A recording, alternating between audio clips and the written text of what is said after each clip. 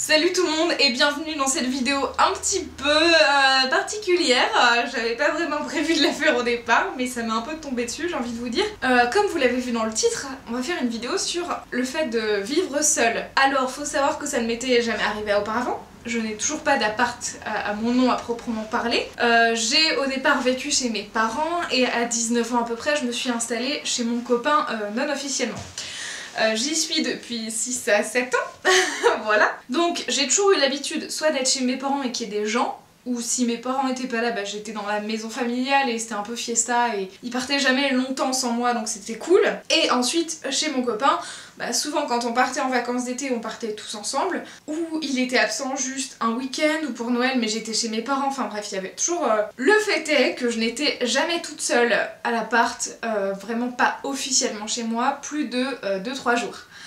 Et en fait, mon copain est parti en GN, donc c'est une sorte de week-end longue durée, une sorte de jeu de rôle mais vraiment en grandeur nature en fait, donc vous avez les costumes, les personnages et vous agissez comme tel vraiment dans la vraie vie. Et il est parti pendant une semaine. Donc nous sommes le 21 juillet, il est parti mardi dernier et il ne revient que demain lundi. Et donc depuis tout ce temps, je suis toute seule à l'appart.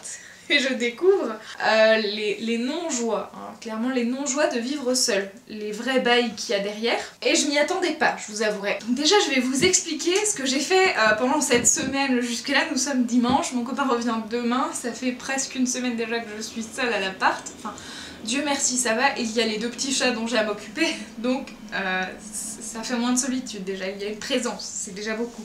Donc c'est parti, qu'ai-je donc fait cette semaine? Au départ, mardi, j'étais en mode ok c'est cool, j'étais surprise parce que je venais de valider mon année, je le savais pas avant mardi. Chill, tout ça, j'ai une amie qui est venue à la maison, on a fait du Mario Party, voilà j'ai vu du monde, après il y avait apéro le soir, j'avais cours de chant, j'ai vu des gens, voilà, et après être allée à cet apéro jusqu'à 23h minuit, je suis rentrée et j'ai passé ma première nuit toute seule. Et ça allait encore, comme chaque fois en fait. Parce que d'habitude ça va, en fait, c'est pas non plus la mort, tu peux profiter du lit de place, des ventilateurs, tu peux vivre ta vie comme tu veux, tu peux te coucher alors que tu veux sans que ça gêne l'autre, tu peux traîner dans toutes les pièces de la baraque, chanter ce que tu veux, mettre de la musique, regarder la télé, bref. Faire ta life. Ça c'était mardi. La nuit se passe, je me lève tard, hein, comme je me suis couchée tard. C'est un peu la fiesta, voilà. Je me lève à 13h, je passe à la scolarité, c'est fermé, tout ça. Je me dis j'y repasserai demain. J'en profite, comme je suis seule cette semaine, pour aller faire des courses à Carrefour, logiquement. Pour choisir ce que je vais manger, faire 2-3 courses pour la rentrée scolaire. Et ensuite je m'attelle à préparer mon repas. Et ensuite je passe la soirée sur Netflix et c'est là. Et c'est le mercredi soir que ça commence à être un peu long. Parce que du coup je n'ai vu personne dans la journée à part la caissière de Carrefour, les gens dans le métro, mais pas vraiment des potes à moi, voilà. Et ça commence à se corser, je commence à me dire tu vas être toute seule comme ça jusqu'à lundi prochain. Et ça va être long en fait, je commence à me rendre compte que ça va être long en fait. Je commence à me dire que je vais perdre mon rythme de vie habituel, c'est-à-dire de devoir manger à une certaine heure puisque je prépare à manger pour tous les deux, donc quand le premier a faim, on fait à manger quoi. Alors que moi si je juge par moi-même à ma faim, je peux attendre jusqu'à 5h du mat, j'aurai jamais faim. En général, les bails pas ouf quoi. Donc je m'endors très tardivement, je mets des réveils à tout va, voilà, ok, la nuit commence à être un peu longue et un peu plus compliquée. On arrive au jeudi. Jeudi donc, je me lève aux alentours de 10h, voilà, j'ai fait un effort, je dors un peu moins pour essayer d'être plus active. Et voilà, je commence à filmer, à manger en même temps, je me sens productive, tout va bien pour le moment, mais il n'est que 10-11h du matin. Il reste encore tant d'heures dans cette journée à combler. Je poursuis par repasser à l'université et à la scolarité pour régler de l'administration. Puis du coup, faute d'avoir prévu autre chose, je rentre chez moi, je me mets sur 2-3 jeux vidéo, hein, voilà, les Sims, Train Valley, tout ça, les bons bails. Je m'occupe un petit peu, je me dis, perdons quelques heures de ma vie sur un jeu vidéo qui va m'engouffrer dedans et dans lequel je ne verrai pas le reste, comme ça je ne verrai pas les heures passer. Et c'est ce qui se passe, je me retrouve à 20-21h à manger et je me dis, hey, t'as filmé ce matin, ce serait bien de faire du montage. et je me retrouve à monter une vidéo qui peut-être est déjà apparue ou pas, qui est on imite des youtubeurs. Voilà, si jamais je vous la mets dans le petit i, sinon bah, vous attendrez qu'elle sorte. Et je commence à me dire, ça va être long ce montage en fait. Donc je monte, je me dis je veux finir, donc arrive 2h du matin, je me dis j'ai presque fini, 3h du matin je fais mon rendu, hein, je me dis ça y est j'ai fini et tout, je rends en parallèle parce qu'en fait je voulais rajouter des plans, j'avais pas assez de place sur mon ordi, bref, j'ai dû faire un premier rendu avant de le finir, et quand je recommence la deuxième partie du montage, je me rends compte que le premier rendu n'est plus du tout correct en fait, que j'ai fait de la merde et que c'est inutilisable, inexploitable. Comme je venais de vider ma corbeille et que je n'avais plus les fichiers du montage d'avant, je me vois obligée à 3h du matin de recommencer les 3/4 de la vidéo que j'avais déjà préparée. Et donc en fait, à force de montage et de galères insupportables plus la fatigue, j'ai fini mon montage, c'était 5h du matin. Vendredi matin. Je me lève ensuite à 9h pour rappeler la scolarité, pour avoir un mail que je n'avais plus, bref voilà. Je me rendors jusqu'à midi, ensuite je me relève pour refilmer d'autres vidéos. Je mange, je m'occupe, je passe chez mes parents que je n'avais pas vu depuis un petit moment mais voilà. Qui revenaient du festival d'Avignon, donc voilà je me dis ça va m'occuper, je vais voir des gens passer à la maison, ça va être cool tu vois.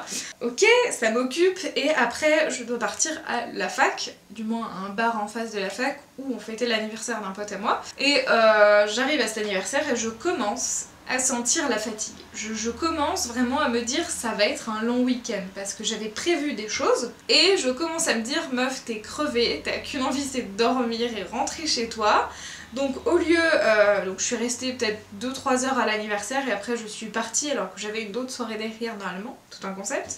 Donc je rentre chez moi, je me fais un petit McDo des familles en rentrant en mode prépare pas à manger, chill, tranquille, petit McDo et après je me dis bon on va monter le hamac pour les chats, ok très bien. Je monte le hamac, j'y passe un petit moment, après je me dis bon soyons raisonnables, allons se coucher, il est à peu près 23h, 23h15. Je vais dans la chambre et là, que vois-je? Que vois-je? Une immense araignée horrible sur la fenêtre ouverte. Donc le montant de la fenêtre, côté intérieur. Donc je ne peux pas fermer la fenêtre parce qu'elle risque de me tomber dessus. Et en plus de ça, elle sera à l'intérieur. À force de galérer et tout ça, et en fait elle était déjà morte, je l'enlève de la fenêtre, je la tue, ou je la retue, sait-on jamais, et je la mets dans la poubelle. Et en fait, je me suis couchée à 23h45, ce qui est plutôt raisonnable en fin de semaine. Hein. Voilà, je commence à m'habituer à me dire on va arrêter de se coucher à 3-4 heures du mat, ce serait bien. Ensuite, samedi matin, je me réveille, il est 9h30, incroyable. Et je m'attendais normalement à recevoir un colis. Et en fait, il n'est pas arrivé, je regarde sur le site et je me dis ah en fait, ils disent qu'il y a eu un problème et qu'ils me le livreront que lundi. Ok, ça change mes plans, c'est pas grave. Je pars de chez moi, je vais faire 2-3 courses et je pars en voiture avec d'autres amis pour aller à un barbecue. Tout se passe bien. On y reste de 11h jusqu'à genre 17-18h et normalement j'avais encore une autre soirée jeu derrière sauf que bah, la fatigue s'accumule quand même, j'ai pas masse rattrapé de retard de sommeil et je reste quand même crevée, fatiguée, plus journée barbecue dehors au soleil avec la chaleur et tout. Je suis crevée donc je ne vais pas à la soirée derrière. Dieu merci parce que j'étais chez moi tranquille en mode crevée claquée et c'est mis à tomber un orage avec du tonnerre, j'étais contente d'être à l'intérieur et pas dehors encore en short, sans parapluie ni veste. Voilà. Pour une fois, je revenais à la maison à 21h. Joie et bonheur. Sur le chemin de retour du barbecue, je passe vite fait par Pardieu. J'achète 2-3 petits trucs sympas pour me faire plaisir, voilà. Très chouette d'ailleurs. Le lien du hall quelque part et je rentre chez moi, il est déjà 21h. Que s'est-il passé entre 18 et 21h? Je pense que je suis passée dans une faille spatio-temporelle dans les transports en commun littéralement. Et quand j'arrive à 21h un samedi soir à la maison, je commence enfin à me dire ça fait du bien d'être à la maison. Il m'a fallu une semaine pour me dire ça y est, c'est enfin cool et vraiment reposant d'être là. Ouf. Et nous sommes dimanche, voilà, donc ce matin je me relève puisque j'avais encore prévu de sortir alors qu'au départ non, Mais j'ai croisé mes parents jeudi et on s'est dit hey, dimanche c'est le dernier jour de l'exposition McCurry à la sucrière à Lyon et on voulait la voir, donc est-ce que ce n'est pas la dernière occasion? Allons-y, allons-y. Donc à 11h45 je me suis retrouvée avec mes parents à la sucrière à regarder cette exposition. immense blague, on a eu beaucoup de chance qu'il nous accepte parce que mon père a fait de la merde. Quand il a réservé en fait, il avait pris les billets pour le samedi et pas le dimanche. Donc on s'est pointé le dimanche avec les billets du samedi en mode ah c'était les billets d'hier. Ça va, ils nous ont quand même fait rentrer, ils ont été vachement sympas sur ce coup. Parce que l'expo était complète, ils vendaient plus de billets, c'était impossible normalement, donc voilà. Après ça du coup, qu'a-t-on fait? Il était à peu près 12h45, voilà. Et on s'est dit, une petite faim, allons manger dans un restaurant qui est vraiment chouette, dont le nom s'affiche à l'écran et que je vous recommande parce que c'est un chouette resto, vraiment un peu typique italien à Lyon, je le trouve très chouette, il est à Confluence du coup. La déco fait très italienne, j'adore. Franchement j'adore, les plats, la carte est en italien, il y a plein de choses, c'est très chouette, les verres sont immenses. Et quand tu prends un cocktail, en fait tu n'as pas de vraie paille en plastique, ils utilisent des pâtes qui servent de paille. C'est écologique et en même temps c'est si astucieux pour un resto italien. Donc voilà, il y a plein de photos, il y a plein de choses. Je trouve ça très cool et quand on rentre à l'intérieur climatisé, ça sent la pizza. Voilà, toute ma vie. Et ensuite après ça, encore une fois, nous sommes allés juste à côté au centre commercial de Confluence pour aller au cinéma. Voilà, toujours plus. Donc là, il est 17h49, je viens de rentrer de tout ça. Et je refilme encore une fois. Donc ça fait combien de fois cette semaine que je filme des vidéos? Je ne sais pas, mais ça fait beaucoup. Et donc tout ça pour en venir au fait. Qu'est-ce que je retiens de vivre seule pendant une semaine? J'ai toujours cru que si un jour je n'étais plus avec mon copain, je ne voudrais pas rentrer chez mes parents et je préférerais soit me prendre un appart, soit vivre en coloc. Alors peut-être en coloc ça m'irait, mais clairement je détesterais vivre tout seul, toute seule en fait. Je m'en rends compte à présent puisque apparemment cette semaine, à chaque fois que je savais que j'allais être seule, je me prévoyais 20 000 choses dans la semaine, à tout le temps sortir, voir des gens, et en fait je ne me repose pas. C'est-à-dire que si je sais que je vis seule, je ne prends pas assez de temps pour me reposer parce que j'angoisse d'être toute seule chez moi. Ce qui est ridicule parce que d'habitude j'aime bien être toute seule, voilà. Mais comme je sais que quelqu'un va rentrer le soir et qu'on va avoir du social, quoi, pouvoir parler, faire des trucs, bah ça me dérange pas. Voilà, alors que quand tu rentres chez toi le soir et tu sais qu'il y aura personne pour te parler, pour faire des trucs, bah t'as besoin, si jamais, tu vois, d'appeler un pote, de passer du temps sur Discord, de faire 20 000 trucs pour t'occuper l'esprit.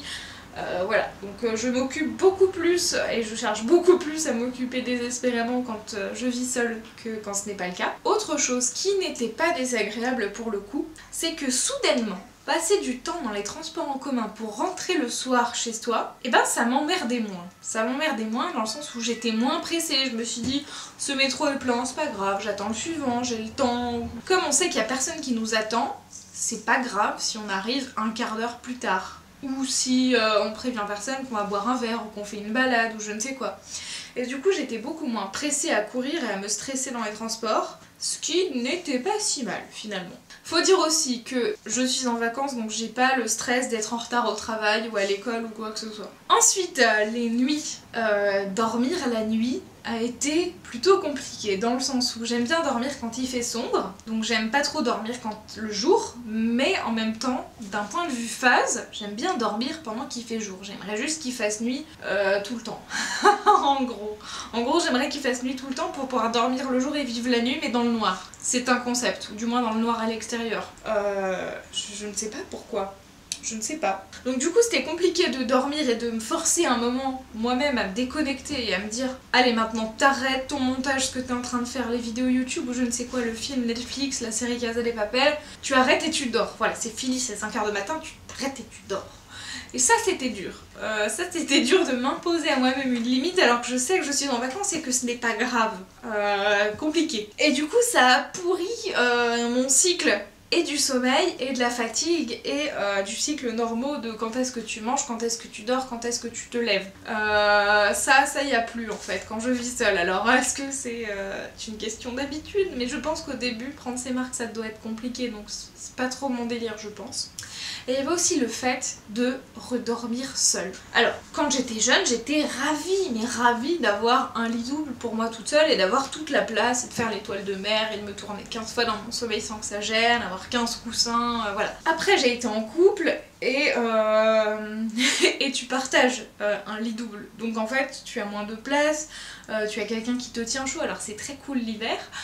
L'été ça l'est beaucoup moins. Donc après tu as le principe des ventilateurs. Pendant une semaine, soudainement j'étais seule, donc je n'avais plus à partager les ventilateurs. Je pouvais le garder avec moi tout le temps et le déplacer comme j'avais envie, voilà, sans que quelqu'un vienne se plaindre en mode je peux avoir le ventilateur. Voilà.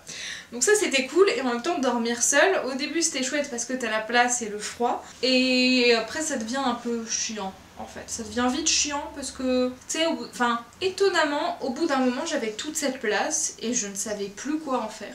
J'étais en mode mais il manque quelque chose. J'ai été habituée pendant 6 ans à dormir avec quelque chose qui prend de la place dans ce lit, et là je suis perdue. Je suis perdue. Donc j'avais beaucoup de mal à m'endormir. Plus il y avait l'esprit sous-jacent de se dire s'il se passe quoi que ce soit, tu es toute seule à gérer cette galère, et voilà. Donc ouais, c'est un concept. Donc bilan de cette expérience, voilà, si un jour je devais ne plus vivre avec mon copain, contrairement à tout ce que j'avais pensé auparavant, je pense que je retournerais vivre chez mes parents, parce que oui, bien sûr c'est chiant parce qu'il faut faire des concessions sur comment tu laves ton linge, ce que tu veux manger, qui cuisine, quand, quoi, à quelle heure tu rentres, est-ce que ça va déranger des gens parce qu'ils dorment, enfin bref, voilà. Et en même temps je me dis mieux vaut vivre avec des gens en général que vraiment tout seul. C'est juste un peu l'angoisse. Alors il y a des gens qui sont faits pour ça, hein, qui adorent ça, mais en fait, contrairement à ce que je pensais, c'est pas mon cas. Dites-moi dans les commentaires si vous aimez vivre seul, si vous aimeriez, et en fait si vous savez pas si ça vous correspond. J'espère que ça vous aura plu, on se retrouve très vite. Prenez soin de vous, ciao ciao.